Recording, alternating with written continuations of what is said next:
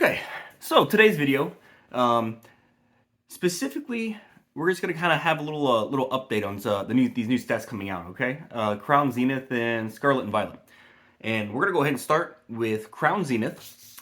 Only a week away. Like, where's the time gone, right? A week away, we can finally get this set into our hands. And I have been watching a few videos, and boy, do the pull rates look really good. You're not going to get something in every pack, and I didn't do any math. No math, just off the top of my head. I'd have to say at least one out of every two packs. Every other pack has something. And I mean, at some point when I'm watching these, it got to the point where if they didn't hit something in like three packs, that's rare. That didn't happen very often. You were getting something, whether it was the V cards came a lot, V stars came a lot. All those special art, the gallery cards were coming all the time. I think it's gonna be really fun to open. I mean, you might not need to get obviously don't have booster boxes, but you're not going to need to get 40, 50 packs to have fun and get good cards. You may only need to get a few products to really get enjoyment out of it, which is awesome. It is totally awesome. It's going to be so cool that so many people are going to finally get some good cards in their hands. And it's going to be, let me say it like this. You take the previous sets that had the trainer gallery. So you had your Silver Tempest, Lost Origin, all those, right? You probably averaged around, 11, 12 hits. So that's one out of every three packs. This is better. I think this is going to be way better. And again, like I said, every other pack might be even a little generous. It might actually be one out of every, 0.75 packs. You may end up with four. I'm watching these videos and it's like every pack there was something. And a lot of them even had double hits. They had a V and one of the special trainer, whatever the guy. That's not trainer. What is it? Galarian gallery, whatever gallery it is. They were getting multiple good cards in one pack. So this is going to be so much fun to open. I cannot wait. I've already got some pre-orders in, and I cannot wait to open some of these. Now, this is kind of important because with the pull rates being so well, you might be worried about the value of your cards.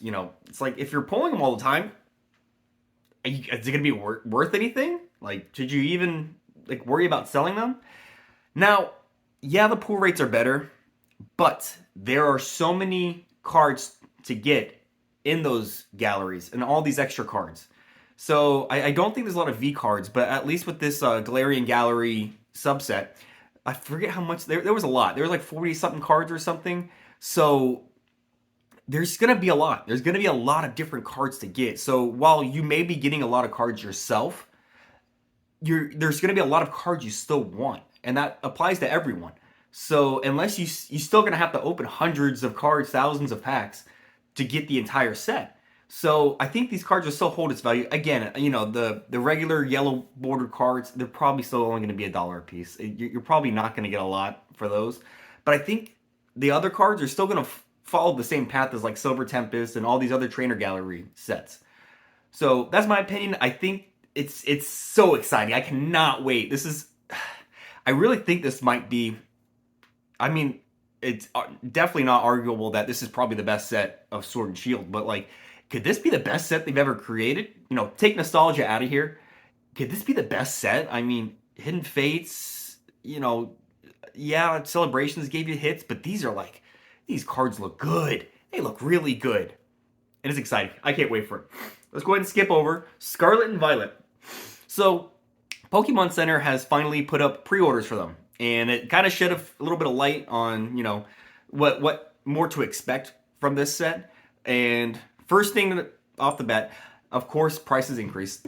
The prices are higher. You can go look at them. I think it was about $162 for a booster box, and it is now $60 for their Pokemon Center ETB, which was originally $50. So if you did the math, it's about, instead of $3.99 for a booster pack, it's now $4.49 for a booster pack. And so everything else is going to be obviously increased. The booster bundle, that's more expensive. I think that used to be like $21. It's now $26. So, just be aware, be ready for it. It's happening. It's a new era. Cards are going to be more expensive. That's just how it is. Now, I want to bring this up because I noticed this. Pokemon Center ETB specifically has something different, all right? So inside of it is your normal stuff. You get your, let me see if I can remember. It has sleeves, it has your tokens, it has, you know, the box. I don't remember if this one has a, I don't remember if it has like a deck box or not. It has your promo card, which is an alternate art, but the Pokemon Center one has two promos, right? It has your original one that is just, you get it in the original ATB2 that you can get anywhere. But it also now has the same card, but it has a Pokemon Center stamp on it. Now, me personally, I don't care about that. I don't care about the stamps. I'm not a stamp person. I don't need every different variant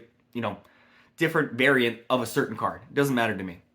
But as we've seen, and you can go look on TCG Player, when it comes to special stamp cards, you can absolutely skyrocket in value. I'm not saying these will. I want you to go look at Sword and Shield promos on TCG Player and look at some of the first few ones up there. It's going to be pre-release staff stamped promos. I think there's a Lugia one that's $250. It's around that range. People, for some reason, go crazy over these stamped cards. The collectors. And, you know, it's... Again, I don't know who all wants these stamps. I personally don't. But if we're thinking long-term and we're thinking about the investing part of it, having an extra card in there that has a stamp can absolutely offset the value of the entire product. This might be a really good product to invest in, depending on how many they print of it, because if they just print a whole bunch, who cares at that point? It's just going to end up being like the Charizard from Champion's Path, that, you know, $5 card. Is it really worth it? You know, I think it probably will end up being a little bit more than that, just because it's not in both ETBs, it's just in the Pokemon Center one. So that's something to look out for. Keep an eye on. And you know, the two different variants of it. So you have the Koraidon and Miraidon. I forget the other one. I only got Violet. But you have the two versions. It could be something to look at. If that's something you think, if you're a stamp person who likes the stamps, think that they have a lot of value to them, you know, let's say it's a $10 card. Now you got that ETB for $50. Mind you, $50 is the regular ETB price, and with this new one, it has 2 more packs. So you're kind of getting you're getting some extra built-in value by having just that extra card. So it's interesting. I'm not sure if I quite want to do it. I don't know if it's hit me quite enough. I'll have to see after this one. It'll be kind of a look and see. We'll see how Scarlet and Violet goes, and maybe the set afterwards. Maybe then we start looking at those stamp cards, you know.